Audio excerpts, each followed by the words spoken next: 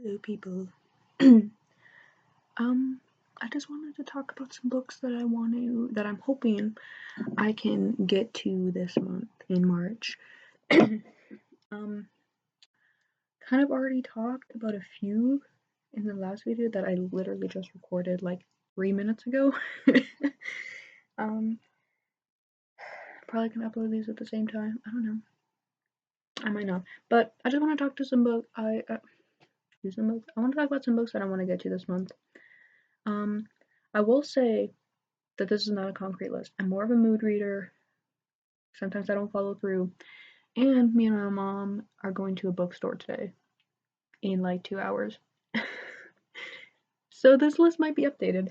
But yeah, so I'll just quickly go through the books that I talked about in my last video. Margaret Atwood, The Handmaid's Tale. I've already started it, as you can see. Not very far in, but I am damn excited to read this. Like I said in my last video, I want to get to more dystopian novels this year. I mean, shit. I mean, we're living in like half of them, so you know, we might as well. Oh, my bookmark's falling out.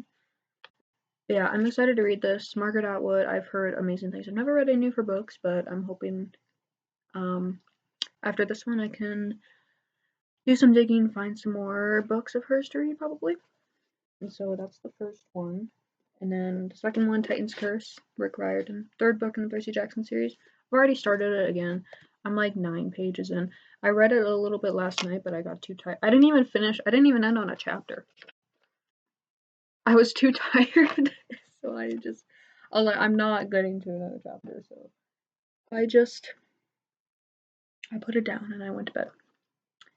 And then the last one that I mentioned is Literary Theory by Terry Eagleton. I don't know if I'm gonna get to this. I'm not in the mood for it right now, but I'm hoping I'll be in the mood for it later this month. You know what I mean? I haven't started it. I just put a bookmark in there. Yeah, I mean, Literary Theory, it kind of explains what it's about. Basically, just, you know, it's a good time to read it because no one reads anymore. I mean, I'm talking as if I'm like #1 reader in the world. I can't really speak. And then these are some books that I'm hoping to get through. I mean, same with those ones, but those ones I've kind of already committed to. The next one is Out of My Mind by Sharon M. Draper. I read this about 100 times in 5th grade. This was my favorite book of all time in 5th grade. And I want to reread it.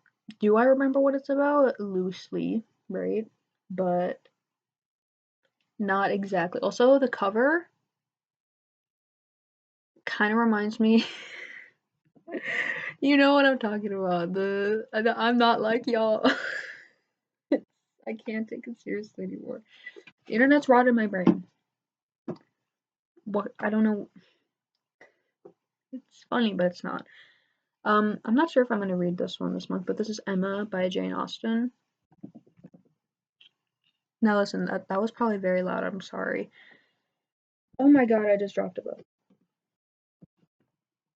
I'm so sorry. I'm probably being so loud and obnoxious right now.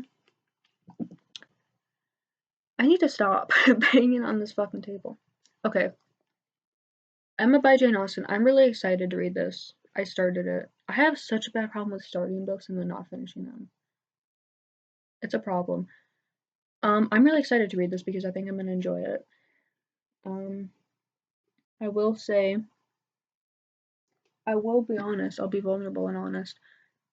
I did try to read Pride and Prejudice in February, and I DNF'd it. Don't come for me. I'm sorry.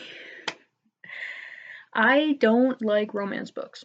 In fact, I would go so far to say that I hate romance books.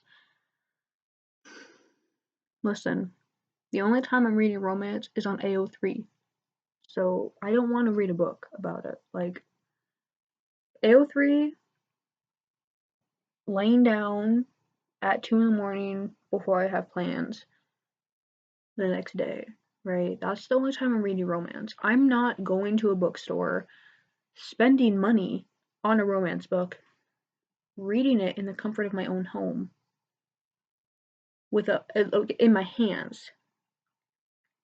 I'm not doing that, okay? Pride and Prejudice, I know it's a classic. I know it's like patient zero of romance books. I can't do it. I couldn't do it. I got 70 pages in and I was like, I can't. I'm sorry, but I'm being honest and vulnerable, and I don't like romance books. So I'm gonna buy Jane Austen. I don't know. I don't know if I'll be able to get through it.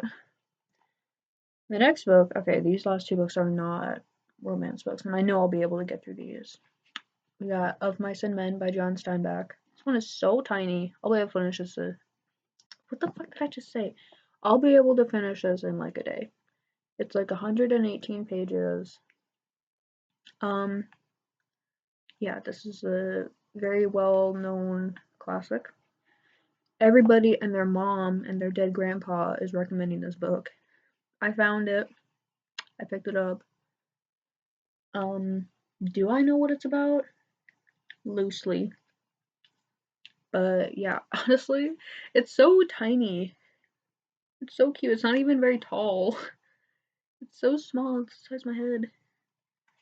I don't know. I like the cover, honestly. I like the little rabbits. I think it's cute. But yeah, I much prefer when classics have like actual like cool covers. I don't own any Penguin classics. I have a lot of these classics. These are like New American Library publishes Signet. I find a lot of these classics where they're like tiny pocketbooks. Like these ones, you can see the little logo right there. I think this was like Penguin before Penguin. I don't really know. I know these are pretty old. A Signet classic. Yeah, this book is from 1964. Like this specific book. This has survived 60 years, which is crazy, and it's actually in good condition too. Yeah, I have a lot of these like Signet classics. I think this is one of them. Also, maybe not. Oh no, this is Bantam books, and also someone signed their name on it. But yeah, I have a lot of older classics. I get a lot of my classics for free from book sales. Like I've mentioned before, my local library does a book sale every Tuesday. And I'm there every Tuesday because I volunteer. And I'd be picking up books like crazy. Oh, there's a lot of like old classics there. So that's where I get pretty much every classic / every book that I have. So honestly, I don't really spend that much money on books, but yeah. So, and then the next book I have is also a Bantam classic. Bantam, so it's the same company as this one. And this is the complete short stories of Mark Twain. I'm not gonna read this whole thing. Okay, this is crazy. And it's also very dense, so it's a lot of pages and there's a lot of words on the pages. I'm gonna read a few short stories. Let's see. This book is from, let's see how old this is. Oh, it's got a little stamp on it too. This book is from 1957. So this is older than my dad. I think this is like as old as my grandma. My grandma's dead. So, this costed $7 in 1957, which is probably a whole year's paycheck. So this is valuable. But yeah, I'm just gonna read some short stories. I'm not reading this entire book, but I'll read some short stories. I haven't read any books by Mark Twain. I know he wrote Huckleberry Finn. Have I read that? No. Will I? Probably not. I've seen it. I had the opportunity to buy it, but I'm like, do I care about reading about some fucking farmer? Probably not. And maybe that's not even what the book is about, but it just shows you how much I care.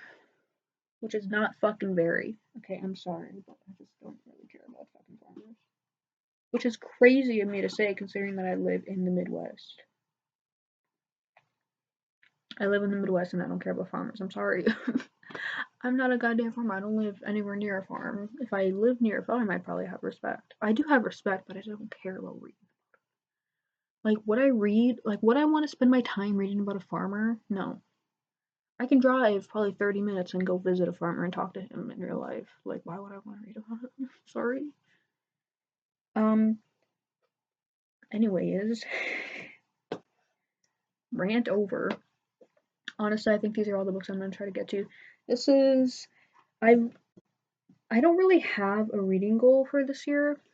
Well, I did, but I'm pretty much already at it. Cause like I think I've said it before, but before this year, I really didn't take reading so seriously, and so I didn't really read that much. In previous years, I read a little bit, but like not that much. I didn't make it a priority, and so I'm making it a priority this year. And so I set my reading goal for 15 books this year, which I know was like nothing compared to some people, but for me that was like a step up.